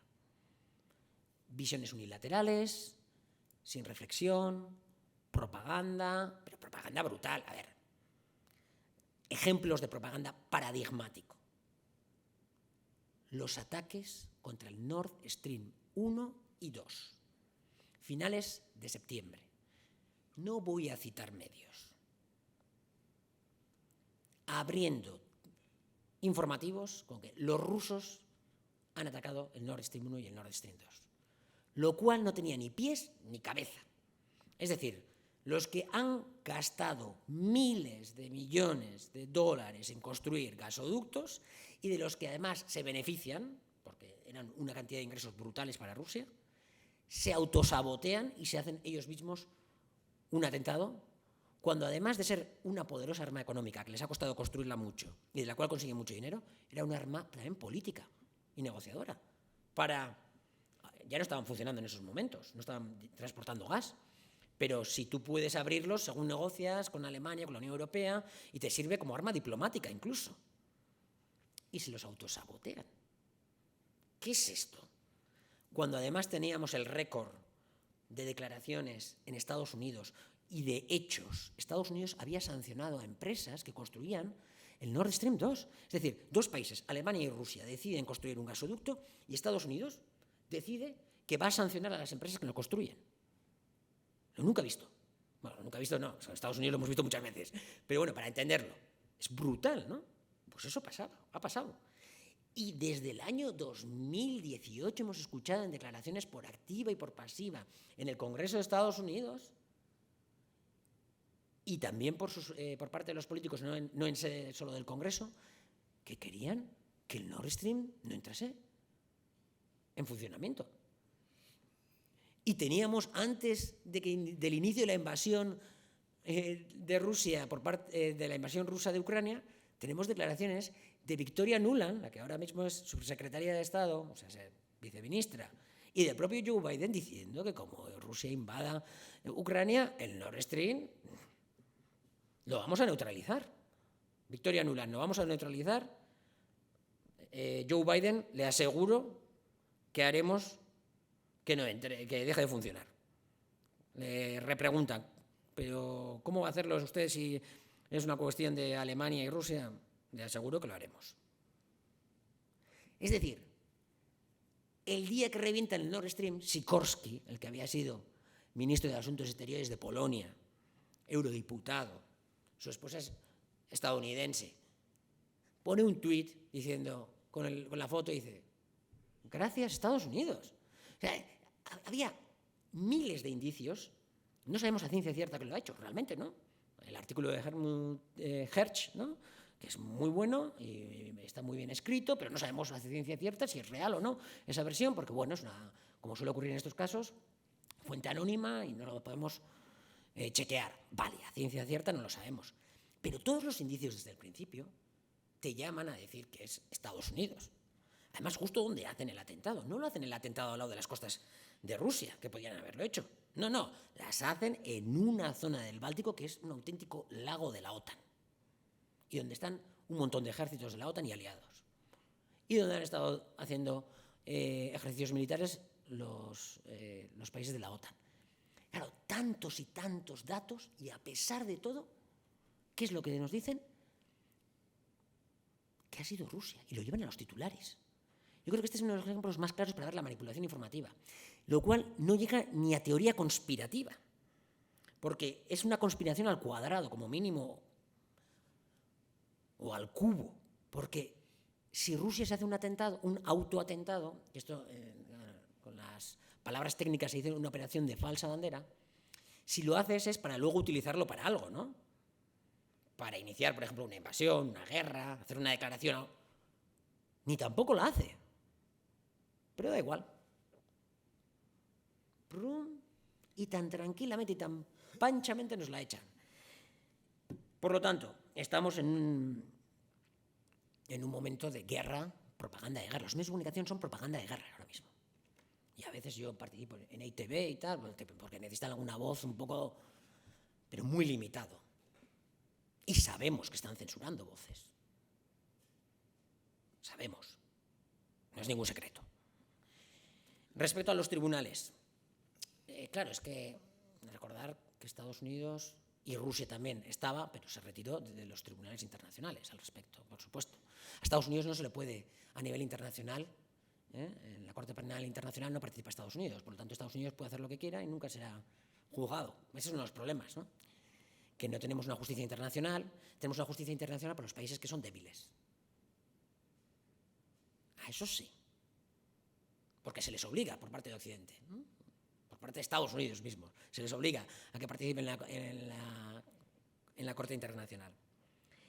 Y lo de la crisis ecológica, pues totalmente de acuerdo, evidentemente, no me da tiempo a todo. Quizás alguna cosita más al respecto. Sí, estamos más en una primera... Si tenemos que buscar algún tipo de paralelismo, es más Primera Guerra Mundial que Segunda Guerra Mundial, eso está claro, no hay duda. Eso está claro. Y respecto a las reflexiones que las comparto, que no podría añadir nada más, en general, por mencionar, en aquellos tiempos estaba Clara Zetkin, ¿no? Y cuando hay los espartaquistas, los que luego fueron los espartaquistas, ¿no? Como se niegan a votar por los créditos para la guerra, ¿no? Cuando es un momento clave, ¿no? Cuando los socialdemócratas alemanes, de repente, se hacen nacionalistas alemanes por encima de todo.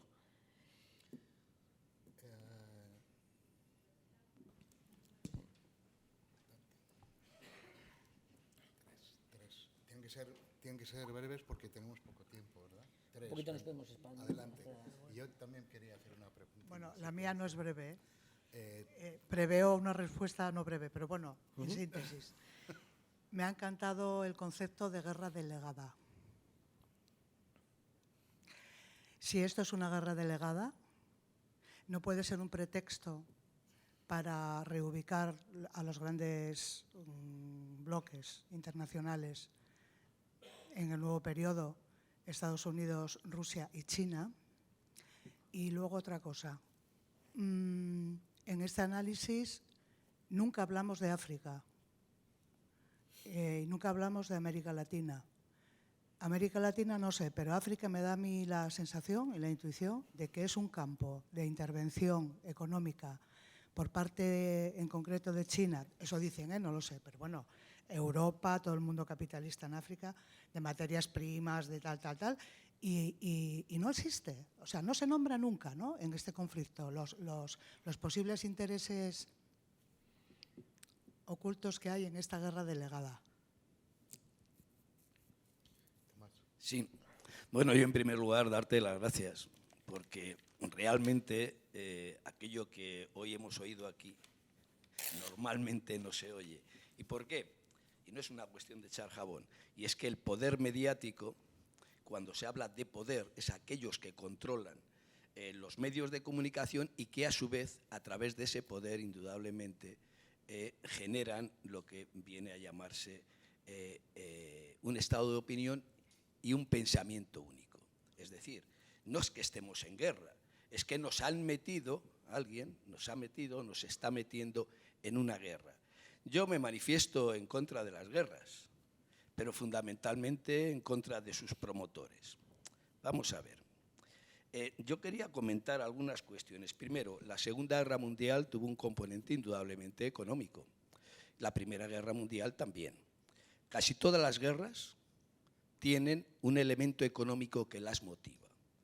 Y también hay un elemento ideológico. O sea, Hitler no era un economista ni estaba planteando ninguna cuestión económica propia de él. Pero, sin embargo, fue un elemento que fue utilizado como hoy día, desde mi punto de vista, está siendo utilizado Zelensky. Creo que si alguien alberga la esperanza de que pueda haber un acuerdo negociado para esta paz que creo que entre Zelensky y Putin, creo que es un error. Creo que es totalmente un error porque no es la confrontación entre Ucrania y Rusia. La confrontación es Estados Unidos, Rusia. Quien mueve los hilos es Estados Unidos. Si hiciésemos un tablero de ajedrez, veríamos que los peones, la primera línea es Ucrania y los segundos peones, los segundos elementos, al margen del rey, es la Unión Europea, que es la que realmente, tú lo has planteado desde mi punto de vista, es la que más ha perdido. Parece ser que nosotros, la población europea, hemos sido los sancionados. Es curioso porque hemos sido los que estamos pagando el pato de las sanciones. Por tanto, cuando se habla de que no hay disputa ideológica, yo creo que hay una disputa ideológica. Vosotros habéis hablado de nombres, pero hay una cuestión ahí que todo el mundo, pues bueno, no se ha dado publicidad, un tal Strauss, lo que es el nacionalismo integral ucraniano, etcétera, etcétera. Claro que hay un componente ideológico. Indudablemente es el componente económico el que está detrás. Has nombrado los gasoductos y efectivamente el terrorismo de Estado que hace posible que una gran infraestructura como los Nord Stream 1 y 2 pueda ir a tomar por rasca. Yo creo que efectivamente creo que va siendo hora de que seamos capaces de que el árbol le echemos un poquito a un lado y nos permita ver el bosque. Estamos efectivamente en una guerra donde nosotros no la estamos propiciando y donde a nosotros se nos está metiendo. Hay una cuestión que no quería dejar, es decir, cómo somos subalternos de Estados Unidos y lo último que se ha visto aquí en España ha sido las relaciones con Marruecos con respecto al Sáhara. Esto es una de las cuestiones de índole geopolítico, ¿verdad?, que se ha dado y que se está dando. Oye, yo no quiero enrollarme, de verdad, que es un malo. Gracias. Adolfo.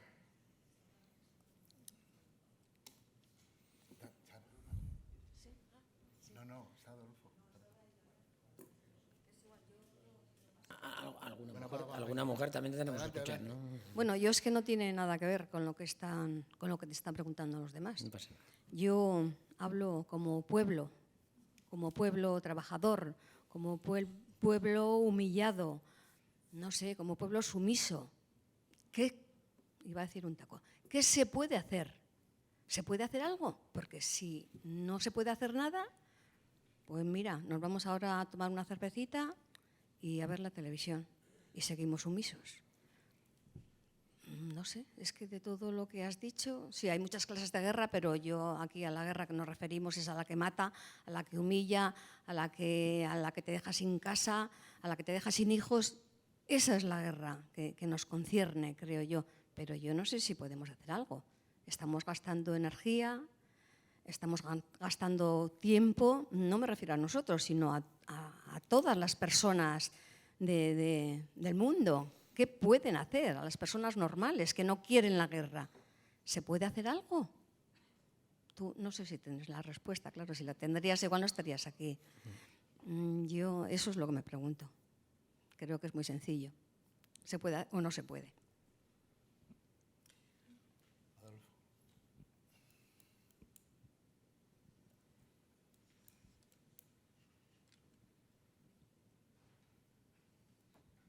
Bueno, a ver, yo en primer lugar darles las gracias por la charla, que me ha encantado. Lo único que me surgen dos cuestiones. La primera es que estamos tan acostumbrados a buscar razones de las guerras que al final no sé si se convierten en justificaciones de las guerras. Entonces, al final dices, da la sensación de que la guerra es eso, un medio político más, y al que le toca, pues que San Pedro se la bendiga. Y en segundo lugar, pues la otra reflexión es la que acaba de indicar esta mujer. La exposición que estamos haciendo, todos estos actos son en contra de la guerra. Pero ¿qué podemos hacer cuando alguien inicia la guerra? Me da igual las causas, si está justificado o no justificado, si es creíble, increíble, cierto o falso. No, o sea, alguien, y normalmente uno poderoso, va a machacar al otro. ¿Qué podemos hacer? Porque muchas veces plantearnos diálogos y demás entre sordos es imposible. Entonces, al final, ¿qué podemos hacer?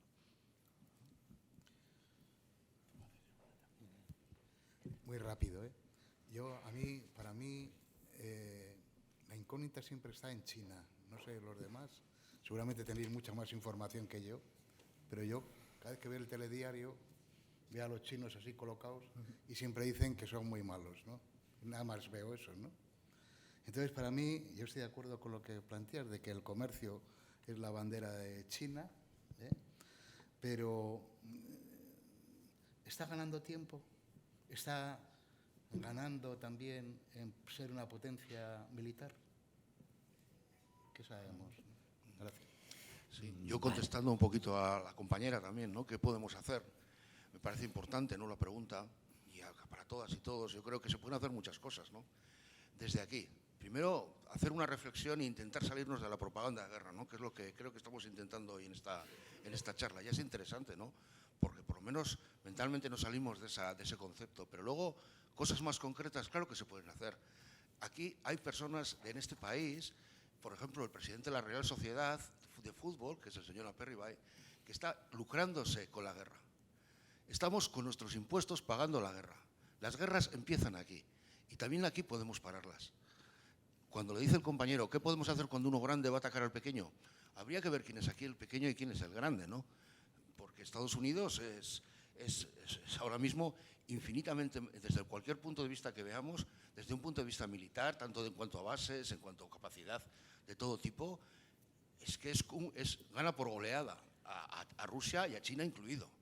En ese sentido hay que ver quién es el grande y quién es el pequeño aquí, ¿no?, a la hora de responder esa pregunta. Pero yo creo que lo que tenemos que oponernos es al tráfico de armas, tenemos que oponernos al aumento de los gastos militares desde un punto de vista antimilitarista. Y también me parece súper importante ir articulando un movimiento pacifista, antibelicista a nivel global, a ambos lados de la frontera, apoyando, por ejemplo, a los desertores y a las personas que están en contra de la guerra, tanto en Ucrania como en Rusia. Y quizá no podamos hacer mucho más. Es que tampoco tenemos la solución a todos los problemas, pero por lo menos pensar de una manera libre es intentar entender de una manera de verdad lo que está sucediendo, o por lo menos debatir entre todas y todos para llegar a unos acuerdos más allá de la propaganda de guerra, y luego por lo menos poner de nuestra parte para no colaborar, para no echar leña al fuego a esas guerras con más armas, beneficiando a ciertas élites de nuestro país, pagando con nuestros impuestos esas armas. Yo creo que por ahí tendría que ir la respuesta desde mi punto de vista.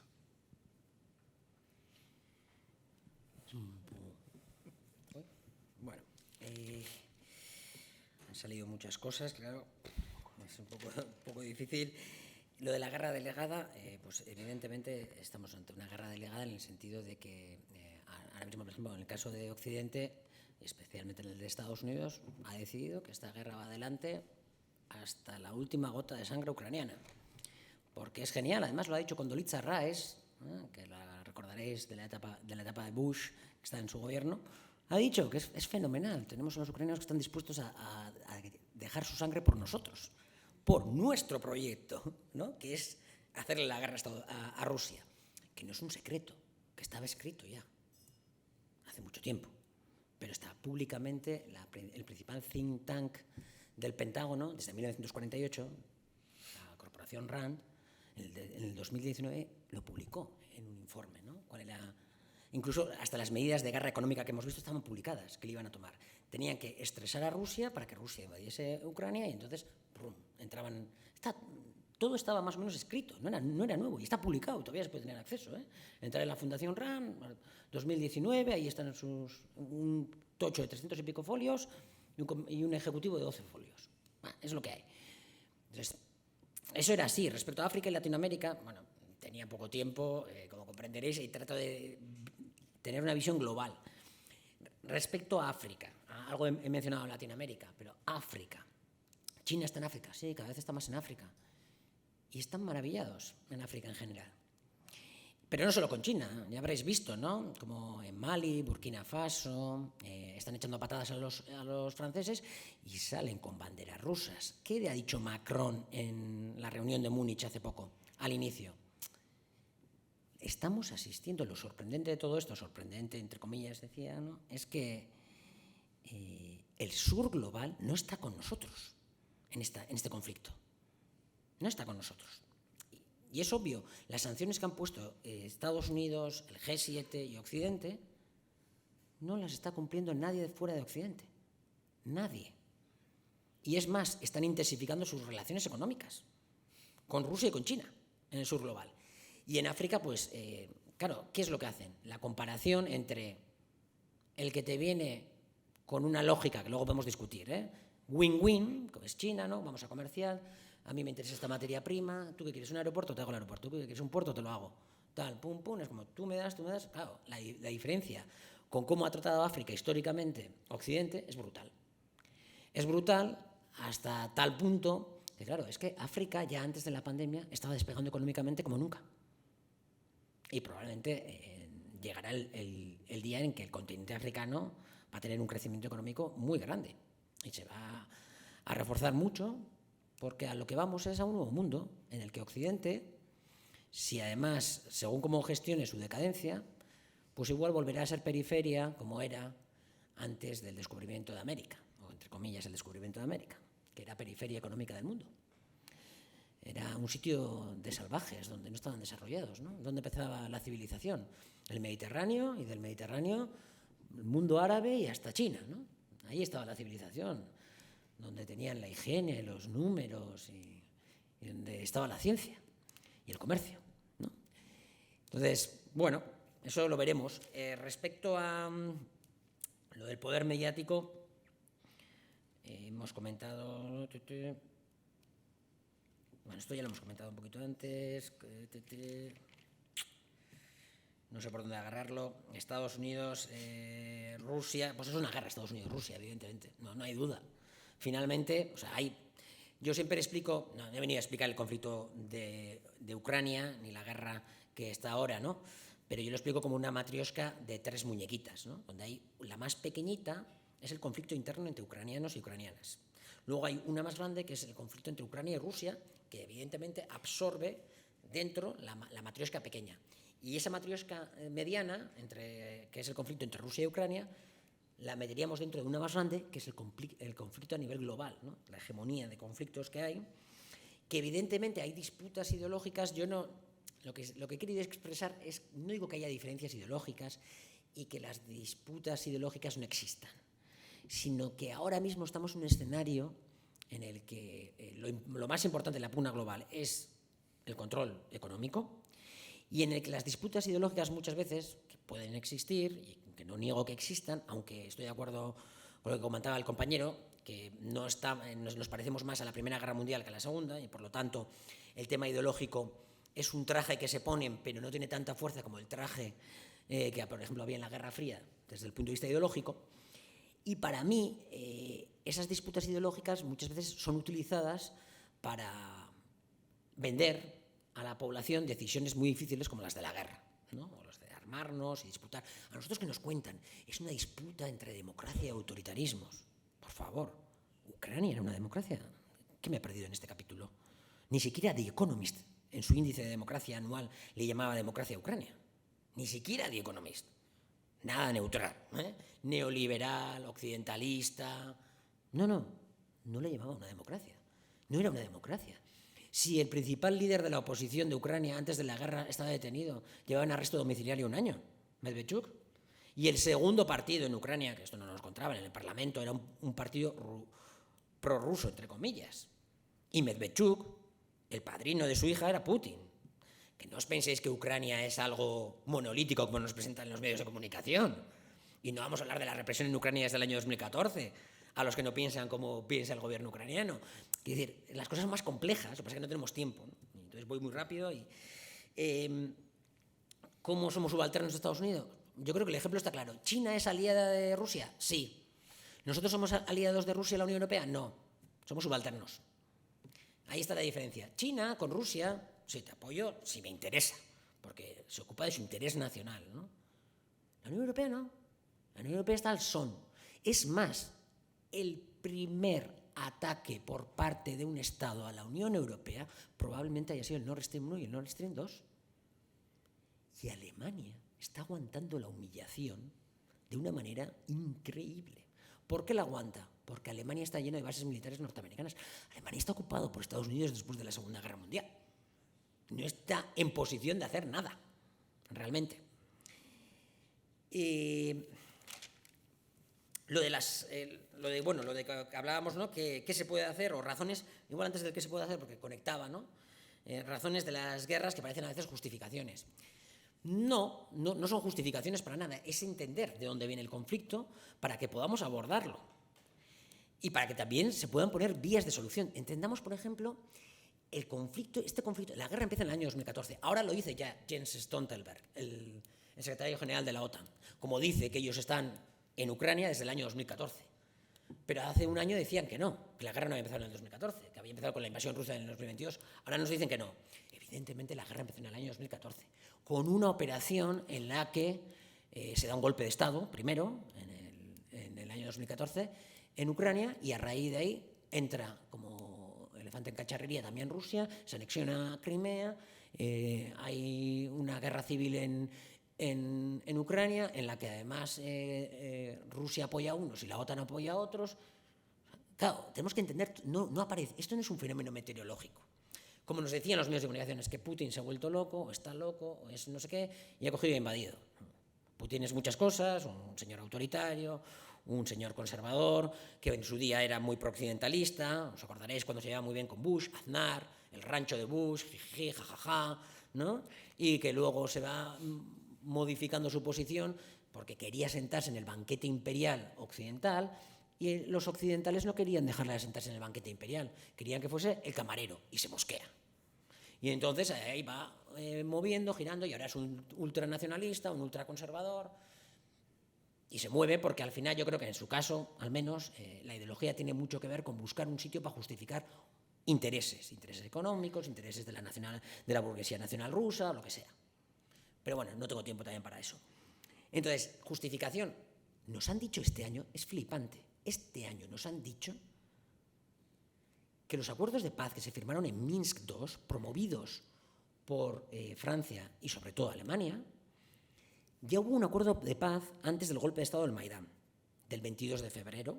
El 21 de febrero, la Unión Europea intermedia y logra un acuerdo entre Yanukovych y la oposición. Firman el ministro de Asuntos Exteriores de Polonia, el de Francia y Alemania, como observadores del acuerdo y tal. Muy bien. En 24 horas se da un golpe de Estado. Al poco tiempo, Obama, en una entrevista en la CNN, dice que bueno, ellos han intermediado en el cambio de gobierno de Ucrania. Eufemismo, ¿no? Primer acuerdo que logra la Unión Europea y lo sabotea Estados Unidos. Luego hay Minsk I, Minsk II, en el que intermedia Francia y Alemania, está en Rusia, está Ucrania, y congela la guerra, o la hace de baja intensidad. No la congela del todo, sino que la hace más de baja intensidad. Ese acuerdo nos lo han dicho este año Poroshenko, que era el signatario del acuerdo de Minsk II, que era presidente del gobierno ucraniano. Zelensky, el presidente actual. Y además lo ha respaldado Angela Merkel y Hollande, que Ucrania no tenía intención de cumplir esos acuerdos de paz. ¿Qué decían? Que el Donbass volvía, entre otras cosas, muchas más medidas, pero la más importante, la política, que el Donbass volvía al control ucraniano con autonomía. Porque Ucrania es uno de los países más centralizados del planeta, a pesar de que es muy grande. Y lo ha dicho Hollande y Merkel que sí que era así. Bueno, que sabíamos que... Merkel ha dicho que Bueno, yo quería impulsarlo, pero bueno, al menos le hemos dado 7, 8 años a Ucrania para que se armase y viniese esta guerra, que parecía ya programada, esta guerra, ¿no? Entonces, es un poco complicado. Y ya con el tema de China, y termino con esto, China. Bueno, ya veremos qué es China. Evidentemente China está en el ascenso, en ese ciclo que dice Arrighi. China hubo un momento en el que ya pasó a no solo conseguir beneficios de vender y producir, sino ya gana dinero del dinero también. Pero todavía es más importante para ella comerciar, ¿no?, y vender. Veremos cómo va ese ciclo. Desde luego, para la guerra se está preparando, porque sabe que Estados Unidos le tiene punto de mira, es evidente. La Fundación RAND, o sea, la corporación RAND que antes he mencionado, hace un mes decía que igual había que pensar ya en dejarlo de Ucrania, ponerlo en vía de paz. ¿Por qué? Pues porque habían debilitado suficientemente a Rusia, habían conseguido lo que querían, pero a todo esto tener en cuenta que cuando se inicia la guerra, en marzo, hay conversaciones con la intermediación del ex primer ministro israelí entre Ucrania y Rusia. Dice que ambos tienen voluntad de llegar a un acuerdo, pero que lo bloquea Estados Unidos. Y hubo otra conversación de paz en Turquía en abril, en el cual Ukrainska Pravda, que es Agarkari Digital Bat, un medio digital de pro-Zelensky de Ucrania, muy importante, y dice que altos funcionarios de Ucrania dicen que habían llegado a un acuerdo, que quedaban cerrar unos flecos y firmarlo. Y que Reino Unido y Estados Unidos le dicen que no. ¿Por qué? Porque querían una guerra larga, evidentemente. Entonces, China sabe que van a por ella, como decía la Fundación RAND en su último informe, en el informe de hace un mes. Dice, hay que centrarse en China, que es nuestro adversario. Y se está preparando para la guerra. China además tiene un plan, no sé si es para 2035, estar al nivel ya, digamos, de las grandes potencias que se entiende que es Estados Unidos y China. O sea, Estados Unidos y Rusia, perdón. Y ya veremos todo esto cómo acaba. Lo de qué hacer, me uno a lo del compañero. Sí. Bueno, lo dejamos aquí porque se tiene que volver, además. No sé si vas a llegar. Pero Bueno, si vamos en taxi, ¿no? esperemos que sí. Lo dejamos aquí y como vamos a continuar, pues tendremos oportunidad de mostrar todas las inquietudes. Gracias, ¿vale? Muchas gracias, Eskerrik asko.